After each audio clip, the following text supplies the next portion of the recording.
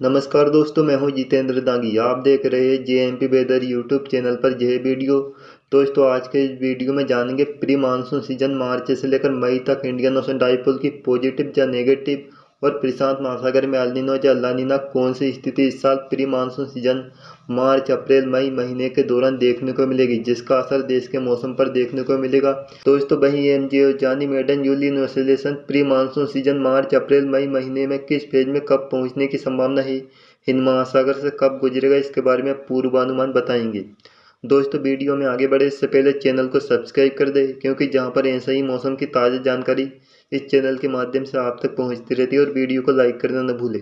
दोस्तों, यह वीडियो अधिक से अधिक शेयर करें ताकि सभी तक यह जानकारी पहुंच सके।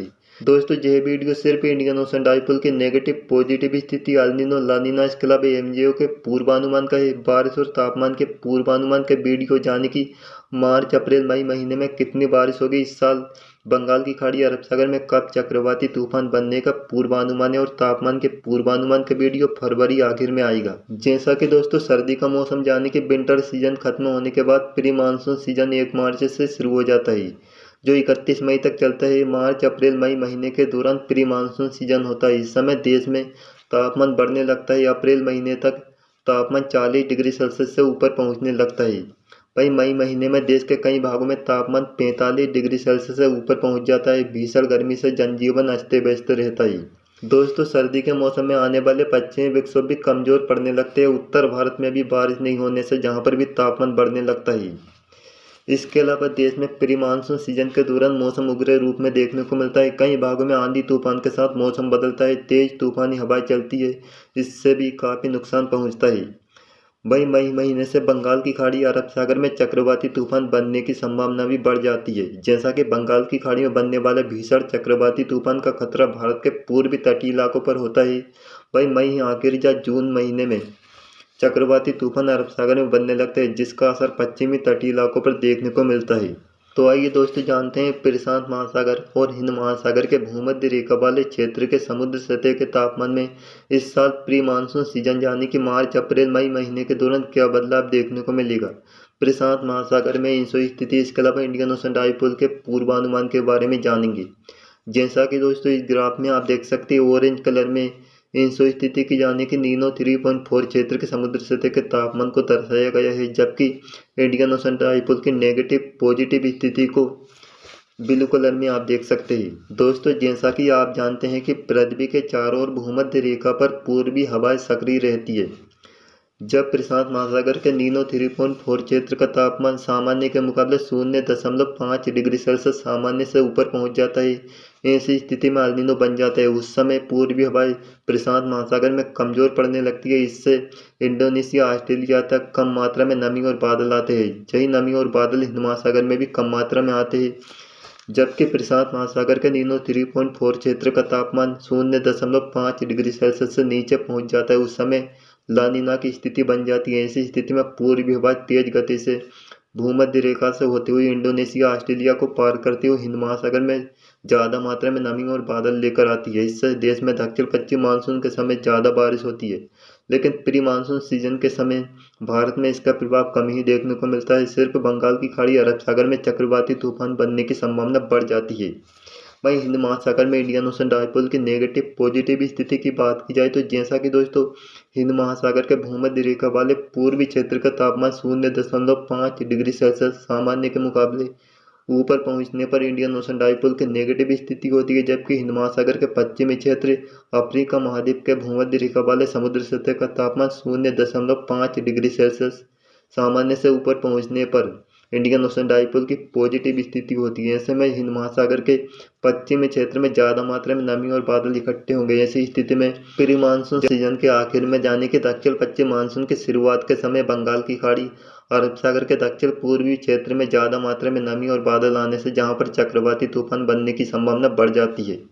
अब जानते हैं दोस्तों इंडियन ओशन डाइपोल इंसो स्थिति के पूर्वानुमान के बारे में। जैसा कि दोस्तों, ग्राफ में आप देख सकते हैं ऑरेंज कलर में नीनो 3.4 क्षेत्र के समुद्र सतह का तापमान लगभग 0.6 डिग्री सेल्सियस सामान्य से कम रहने की संभावना है, जाने की ला नीना की स्थिति रहने की संभावना है मार्च महीने में। वहीं इंडियन ओशन डाइपोल की तटस्थ स्थिति रहने की संभावना है, जैसा कि ब्लू कलर के ग्राफ में आप देख सकते हैं मार्च महीने में। वहीं अप्रैल महीने की बात की जाए तो जैसा कि नीनो 3.4 क्षेत्र ऑरेंज कलर के ग्राफ में आप देख सकते हैं 0.5 डिग्री सेल्सियस तापमान सामान्य से कम रहेगा। कमजोर लानिना या तटस्थ स्थिति बनने की संभावना है अप्रैल महीने में। वहीं अप्रैल महीने में इंडियन ओशन डाइपोल की पॉजिटिव स्थिति बन सकती है, जैसा कि हिंद महासागर के पश्चिमी क्षेत्र का तापमान 0.4 डिग्री सेल्सियस से ऊपर पहुंच सकता है। वैसे भी दोस्तों आमतौर पर अप्रैल मई महीने में हिंद महासागर के पश्चिमी क्षेत्र का तापमान बढ़ता है। दोस्तों अब मई महीने की बात करते हैं, जैसा कि दोस्तों मई माह के दौरान नीनो 3.4 क्षेत्र का तापमान 0.4 डिग्री सेल्सियस सामान्य के मुकाबले कम रहेगा। तटस्थ यानी सामान्य स्थिति प्रशांत महासागर में देखने को मिलेगी। वहीं इंडियन ओशन डाइपोल की बात की जाए तो पॉजिटिव स्थिति या तटस्थ स्थिति रहने की संभावना है, जैसा कि 0.4 डिग्री सेल्सियस के आसपास तापमान ज़्यादा रहेगा पश्चिमी क्षेत्र का। दोस्तों यह पूर्वानुमान अभी के हिसाब से है, इसमें बदलाव भी देखने को मिलेगा। इसके बारे में आगे की वीडियो में जानकारी देते रहेंगे। दोस्तों अब जानते हैं एमजीओ यानी मेडन जूलियन ऑसिलेशन के पूर्वानुमान के बारे में। मार्च अप्रैल मई महीने के दौरान किस फेज में कब पहुंचने की संभावना है। जैसा कि दोस्तों एमजीओ एक वेव होती है जो पश्चिम से पूर्वी की तरफ आगे बढ़ती है। जैसा कि दोस्तों मैप में आप देख सकते हैं फेज 1, 2, 3 में जो है बंगाल की खाड़ी, अरब सागर के दक्षिणी भाग, हिंद महासागर, जिसके बाद फेज 4, 5 में इंडोनेशिया, ऑस्ट्रेलिया के आसपास, जिसके बाद प्रशांत महासागर में पहुंच जाता है एमजीओ। अगर मार्च महीने के पूर्वानुमान की बात की जाए तो 1 से लेकर 5 मार्च तक फेज 1 और 2 में कमजोर रहने की संभावना है। 10 से लेकर 15 मार्च के बीच फेज 2 में मजबूत होगा और 15 से लेकर 20 मार्च तक फेज 3 में काफ़ी मजबूत रहेगा, यानी कि बंगाल की खाड़ी के दक्षिण पूर्वी क्षेत्र में इसका असर देखने को मिलेगा। फेज 4, 5 में जैसा कि दोस्तों 25 से लेकर 31 मार्च तक रहने की संभावना है और कुछ कमज़ोर भी पड़ सकता है इस समय। दोस्तों अप्रैल और मई महीने में पूर्वानुमान की बात की जाए तो एमजीओ 1 से लेकर 10 अप्रैल के बीच फेज 5 और 6 में कमज़ोर रहने की संभावना है। 10 से लेकर 20 अप्रैल के बीच एमजीओ फेज 6 और 7 में थोड़ा मजबूत होगा और 30 अप्रैल तक जे फेज 8 में पहुंचने की संभावना है। जिसके बाद मई महीने की शुरुआत में 1 से लेकर 10 मई तक फेज 8, 1 और 2 में काफ़ी मजबूत रहेगा, यानी कि हिंद महासागर का पश्चिमी क्षेत्र अफ्रीका महाद्वीप के आसपास। जिसके बाद एमजीओ फेज 2 और 3 में, यानी कि बंगाल की खाड़ी, अरब सागर के दक्षिणी भाग, हिंद महासागर से लगे हुए क्षेत्र में कमज़ोर पड़ने की संभावना है। 20 मई के आसपास एमजीओ मजबूत होना शुरू होगा और 25 मई तक फेज 3 में, यानी कि बंगाल की खाड़ी के दक्षिण पूर्वी क्षेत्र में इसका असर दिखाई देगा और काफ़ी मजबूत होगा। 31 मई तक यह फेज 4 से होता हुआ 5 तक पहुंच सकता है।